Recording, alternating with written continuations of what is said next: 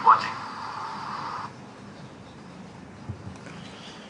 All right, how to invite prospects. Remember, your business is only going to grow through demos and meetings and any associated follow-up meetings that you have on the back of the first demo. So your business will only grow through demos and meetings, and no demos or no business plan meetings will mean no business growth. So business is not done over the phone, unlike what they say in the information age, business is done over the phone. No, your business is not done over the phone. Only the phone invitations are done over the phone. All right. So the real reason or the real secret of growing your business is you got to get people into those product demos or business meetings or business plan meetings, and for that you can use the phone. Otherwise, you're not going to use the phone for anything else. All right. It's your number one and probably the most important goal in your business to keep people coming in for those product demos or business plan meetings. So the skill of inviting, what it does is it creates curiosity in the prospect's mind about what you have on offer or why you're calling them. It qualifies the prospect by asking them a leading question, and it slots the prospect for a meeting at a specified date, time, and location. Remember that the end goal of the invitation is to slot the prospect for a meeting at a specified date, time, and location. If you do not close with a date, time, and location, then it's a no-go. You're not doing business with that prospect. All right. Now, always remember, if the prospect does not qualify themselves when you ask them the qualifying questions, you will drop them. If the prospect acts too slippery, they make it difficult for you to lock down the date, time, or location, you will drop them here and you will come back to them later once you've launched your business with better prospects. Now remember, we are living in a busy economy, so time is at a premium. Prospects will have a tendency to ask a few questions on the phone. Now you need to be addressing that situation before it arises by being prepared for it. All right, so be prepared for the fact that prospects will ask you questions, and try to address that situation before it arises. We will see how in the following few minutes. Now always remember, the closed loop is a closed loop. So when you pitch for the date, time, and location, we call it the close. And when you exit the call with a date, time, and location for a meeting where you can show the prospect your product demo, your business plan, you've effectively or efficiently closed the invitation call. So the closed loop is a closed loop, which means every question that the prospect asks you and you answer, you should always go back and pitch the date, time, and location again. So they ask you a question, you answer the question, you go back and say, and what I would like to do is meet you at this date, time, and location. So you got to pitch the close or the date, time, and location maybe 1 to 3 times during the invitation call before you finish. Sometimes they keep asking you a bunch of questions, which I will prepare you for. But every time you answer the question, every time there's a loop out of the conversation, you're going to come back and say, okay, so this date, time, and location. And you may need to do that 1 to 3 times in the call before you finish. If the prospect is making you come back to them or pitch the date, time, and location more than 3 times, typically you are losing posture. So you can go with your gut, but broadly, if you feel the prospect is running circles around you, you can drop them and come back to them later when your business is already built. Now, some prerequisites for invitations. Prerequisites means these conditions need to exist. So invitation is best done over the phone. That way it gives you control and the prospect cannot hold you for longer than you want to stay on the call. Best done on the phone. Alternatively, you can also do invitations in person, but the best way to do it is on your way out. So if you're meeting them for something and you want to invite them for your product demo or something like that, the best thing is when you're on your way out, when you've said your goodbyes, you can say, hey, by the way, this is what I'm up to. I would like to come and I would like you to come and take a view, and then get out of there before they can catch you for further questions. The typical prospect invitation call will last from 30 seconds to 3 minutes only. 30 seconds for people that they're your close buddies, you hang out with them all the time, you call them, say, hey, you know what, don't ask too many questions, come down to my place, I want to show you something, come down this evening at 6. Typically they'll say yes, because you have that kind of relationship with them. At the max it should go for 3 minutes, maybe 4 minutes. Otherwise you're hanging out on the phone too long for them to be able to ask you more questions and things like that. Now, when you enter the call, when you do the invitation call, you're going to establish a perimeter, which means you will sound like you're in a hurry, and you will tell them that you're in a hurry. That means that you're mentioning to them that you cannot talk for long, and you're setting that expectation. So it's called the perimeter. You sound like you're in a hurry and tell them that you're in a hurry. The next thing is disclaimer. At some point during the invitation call, you're going to have to tell them that just because you're inviting them to meet up for something that you have in mind does not mean that you're promising them anything. That sets the expectation that it is you who's the decision taker over here, who's going to decide whether to sell them your product or whether invite them as a business partner or not. It is not them who hold the control. So that's called the disclaimer. The third thing is the fallback. At the end of the invitation call, you are going to tell them that in case they change their mind, or what I like to call it is, in case an emergency comes up, they must let you know beforehand so you can use your time elsewhere. I always use the term emergency so they know that it's only in the case of an emergency that I'm expecting them to cancel the meeting. Otherwise, I expect them to be on time. So that's called the fallback. We'll discuss that later in the video. Now, there are some optional tools and tricks that you can use for added impact, and I pretty much use all of them at some point or the other in the call, but it's entirely up to you. You can use, these are optionals, you can, or you may or may not want to use them depending on your level of comfort. The first thing is web resources. So keep some web resources handy and use email as a weapon. So it's the technology age, and your prospects are used to exchanging information via email and Facebook.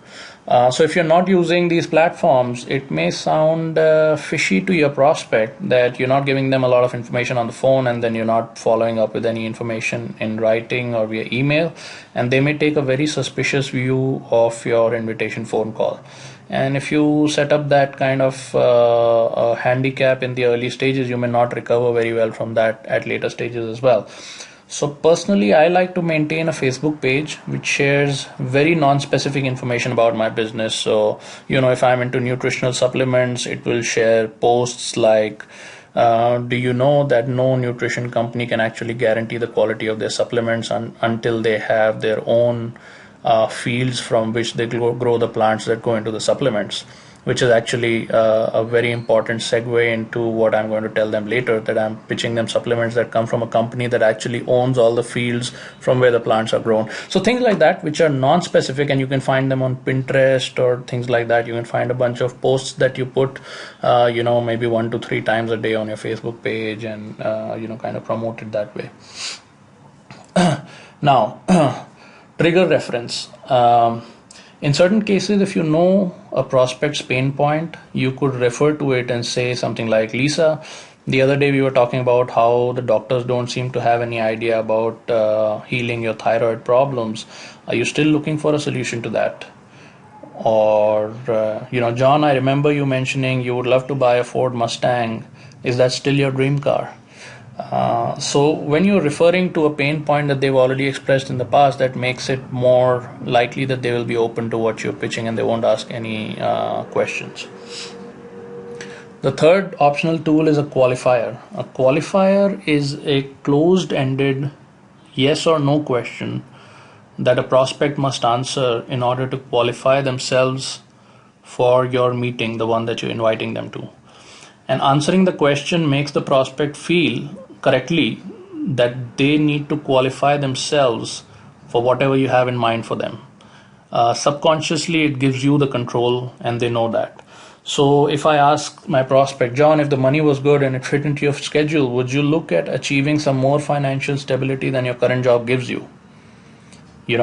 So he has to say yes, which means he's agreeing that his current job does not give him financial stability. And if he says, no, I don't look at achieving more financial stability, then I'm not going to invite him for the meeting.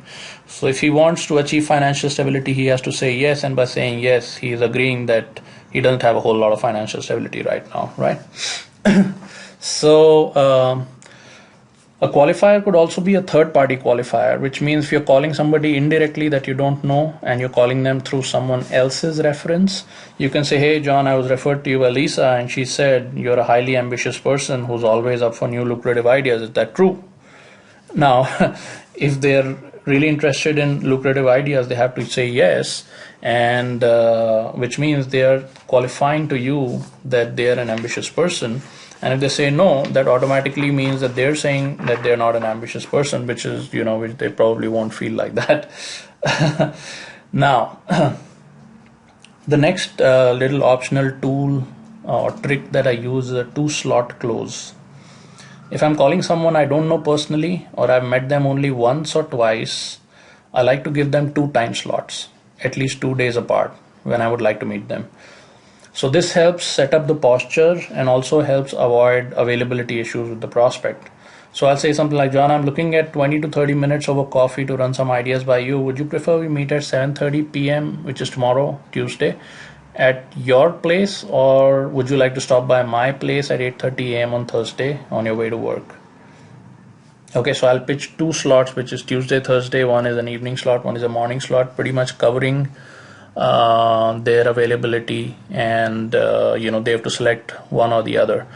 Now, sometimes if the prospect comes back with a 3rd slot, they say, I'm not in town throughout this week, but hey, I'll be back on Saturday. Why don't you come over to my place on Saturday evening? I'll typically say yes, unless I have another business meeting planned, at that point. So 2 slots is more than enough, and if they come back with a 3rd slot, I typically say yes and I move on with it.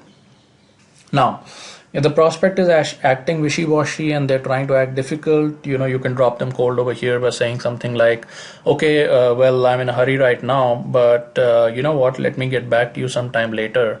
Let me call you back, whenever I have the time, and I'll drop them there, and I won't call them back again unless they call me back, and I'll take 3 months to call them back, and by that time I've already got a bunch of people in my business, I'm moving products, so at that point I have a much higher posture anyway. So typically prospects act very difficult with me on the phone, I just drop them and move on. But hey, I started with a list of 500 plus people, so if you can do that, then you have all the posture that you need anyway. All right. Now, structure of the call. Exchange pleasantries. When you open the call, you say hi, how are you doing, and things like that for like 5 seconds. Then immediately go in and set up the perimeter and say, well, I'm going into a meeting, I cannot talk long, or I'm driving, I cannot talk long. And then, if you want, you can use a trigger reference and a qualifier saying, hey, are you still interested in, buying that expensive car that you were talking about? They say yes.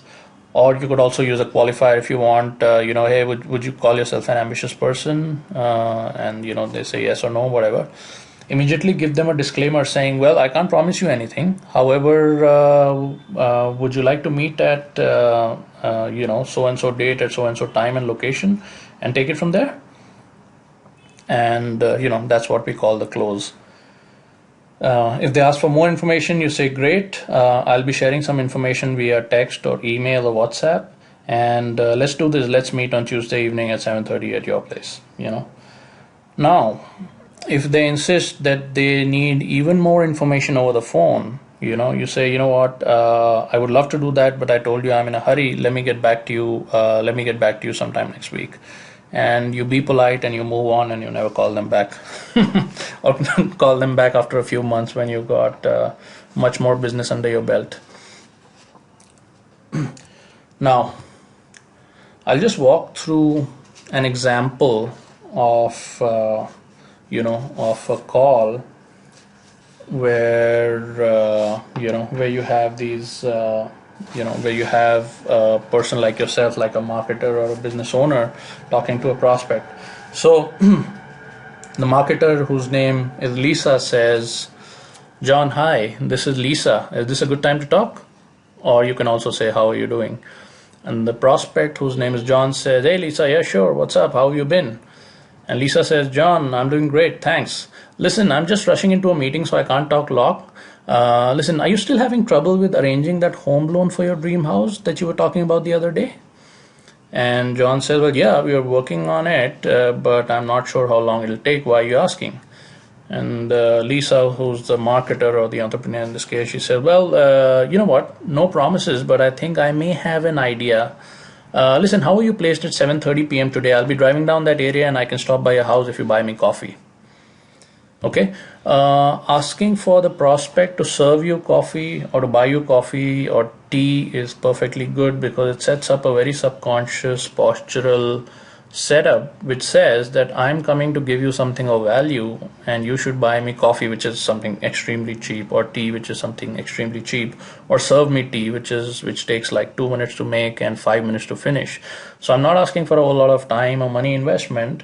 So I'm not going to make my prospect uncomfortable, but I'm subconsciously telling them that since I'm going to get you something of value, I'm expecting that you buy me coffee, So it's just a minor thing. It's a very minor nicety that you can subconsciously use to create posture. So you say, hey, I'll be driving down that area. Why don't I stop by your house and you can make me some coffee or buy me some coffee?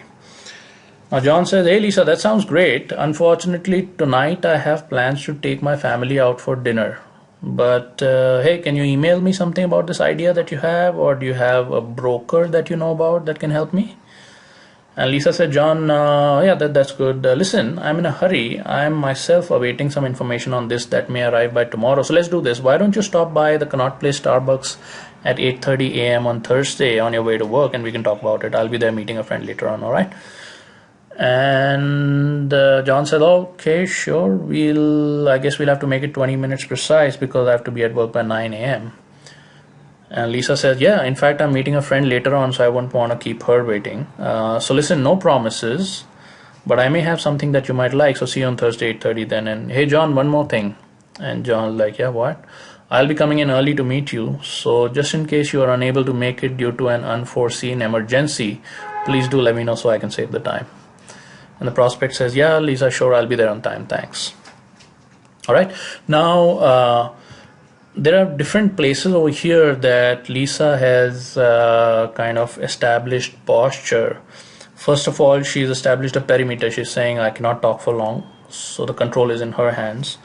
The second thing, she said no promises, and she said that twice during the call. Once during, starting the call, and the other during setting up the time. She said that twice, no promises. And then she said she asked John to buy him a coffee, which is the third one.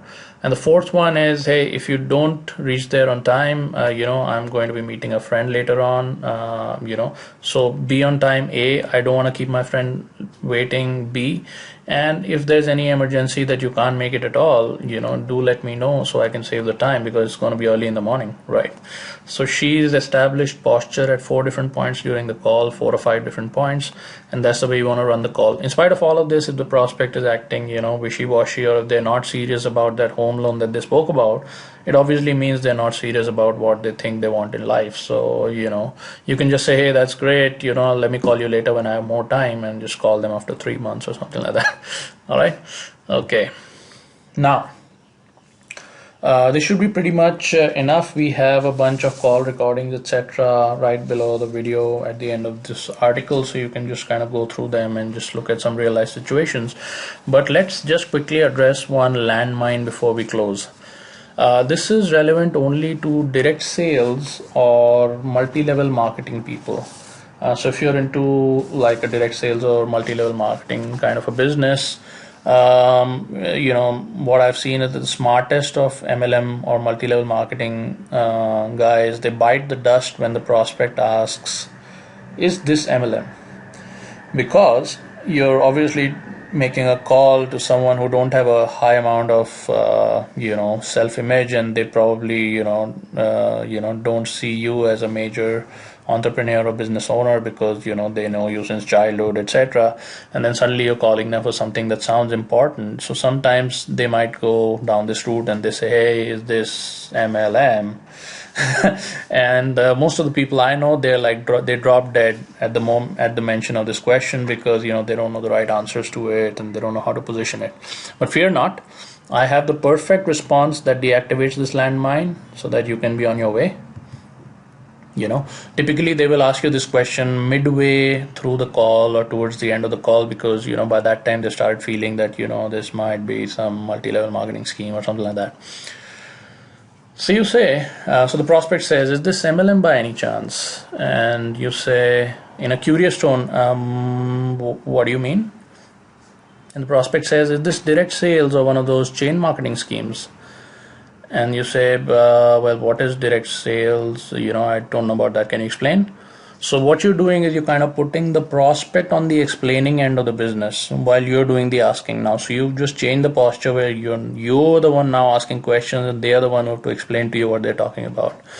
So you say, one of those things where I have to go out and get members for a scheme and you build a chain or something like that. At this point, you make an uneasy tone as if you're the prospect and you're extremely uneasy about all of this. And you say, do you like doing all that? And so the moment you say, hey, do you like doing all that, the prospect is going to say, well, of course not. Or they might say, well, yeah, I mean, there is some profit, margin over there. I worked on it. I made some money. I didn't make a whole lot of money and I thought it was interesting. Or they might say, no, it was, horrible. I tried it once, or I know somebody who tried it once. It was really bad, or whatever. Whatever the response is, you say, great. Then you will love what I'm going to share. This is probably right up your alley. No promises though. See you Sunday or see you Thursday, right? So you say, great. So the landmine deactivator. Great. Then you will love what I'm going to share. This is probably right up your alley, or this is probably the best fit for you. However, no promises.